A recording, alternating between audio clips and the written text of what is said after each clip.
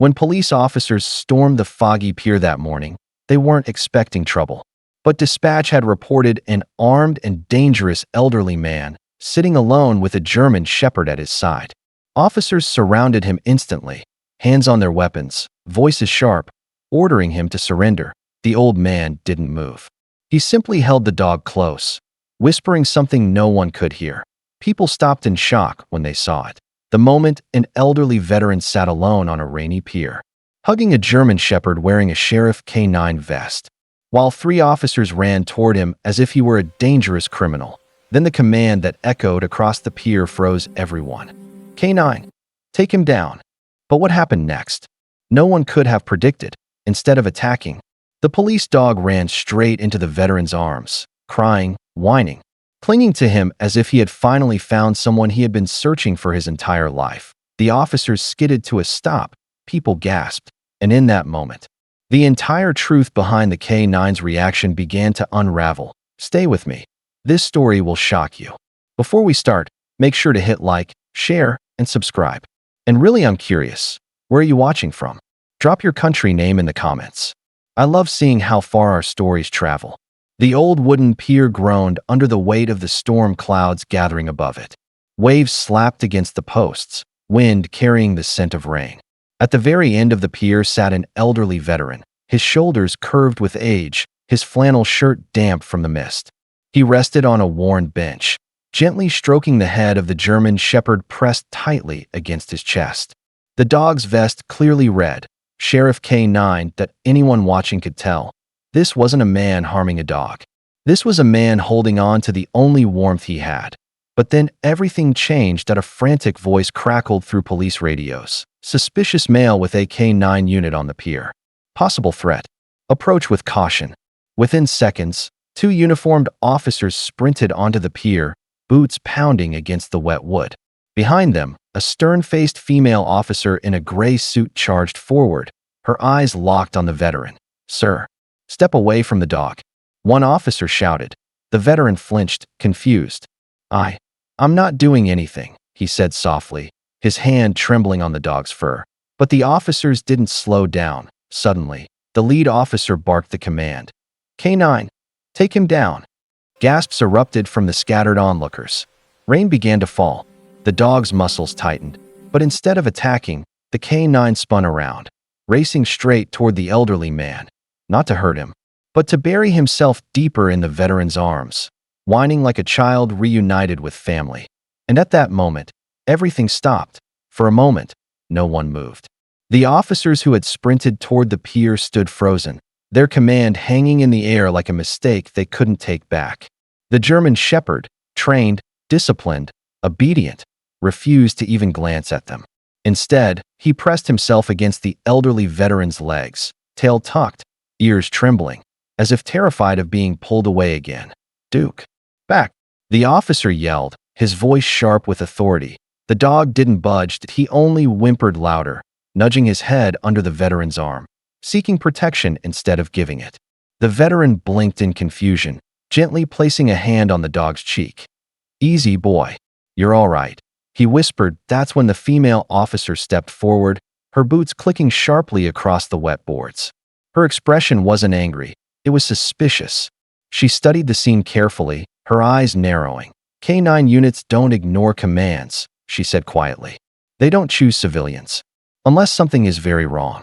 The dog circled the veteran, sniffing him frantically, then sat pressed against the man's leg, guarding him. Sir, the female officer called. Why is this dog acting like he knows you?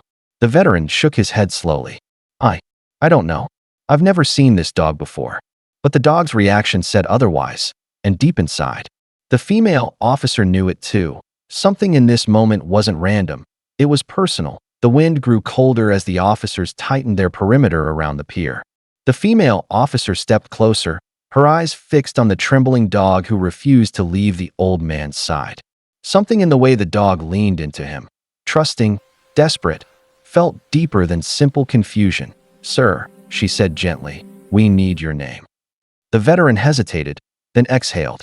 Thomas Reed, he answered softly. U.S. Army. Retired K9 handler. Both officers exchanged stunned glances, Before anyone could react, the dog's ears shot up at the sound of those words.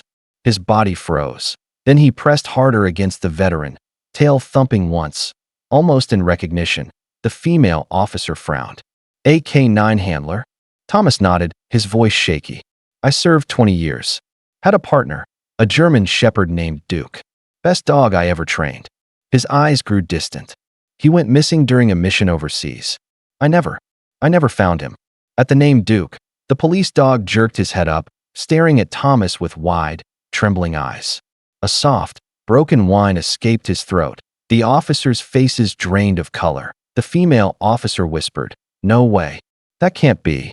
But the dog took a step forward, placing his head gently on Thomas's knee, as if answering a question no one had dared to ask. The female officer's breath caught in her throat. She glanced at the two deputies, then quickly tapped her radio. "Dispatch, run a full history on K-9 Unit Bravo 7. I need rescue records, deployment files, everything." Within moments, her earpiece crackled to life. "Copy. Sending classified K-9 recovery notes now." A beep sounded on her phone. She opened the file, and her entire expression changed. "Sir," she said slowly, "this dog wasn't born into our department. He was found overseas. Injured. No tags. No chip." She scrolled further, her voice trembling. "He was discovered near an abandoned military outpost. The same region you were deployed." Thomas's hands shook. No, that's impossible." But the officer continued reading. "The report says the dog showed signs of advanced military training. Obedience to voice commands only a handler would know. He panicked around loud noises, flinched at explosions. Classic combat-related trauma." Thomas swallowed hard, emotion choking him. "That sounds exactly like Duke." The dog stepped closer, tail low, eyes fixed on him with a mix of fear and longing. The female officer lifted her gaze. "There's more. His behavior changes drastically when he hears the name Duke. It's written in the notes." The deputies stared at the veteran, stunned. Thomas whispered, voice breaking, "It can't be. Unless." The dog leaned forward, touching his nose to Thomas's hand, and in that instant, the truth felt painfully close. Silence wrapped around the pier as Thomas knelt slowly, his knees trembling against the wet wood. The German shepherd watched every movement, ears perked, breathing quick, waiting. "Hoping Duke," Thomas whispered, barely audible. The dog's reaction was instant. He surged forward, pressing his head into Thomas's chest with a desperate whine that echoed across the pier. His entire body trembled. Relief, recognition, something deeper than instinct. One of the deputies staggered back. This is impossible." The female officer shook her head, eyes glistening. "No, it isn't. He remembers him." Thomas wrapped his arms around the dog, emotion collapsing through him like a wave he'd held back for years. "I thought I lost you," he choked. "I searched for months. They told me you were gone." The dog whimpered again, pawing at Thomas's shoulder, clinging to him with a loyalty that defied training. It wasn't protocol. It was love. The officers finally understood. The K-9 hadn't ignored commands. He had refused to attack the one person he would lay down his life for. The female officer stepped forward slowly, her voice soft.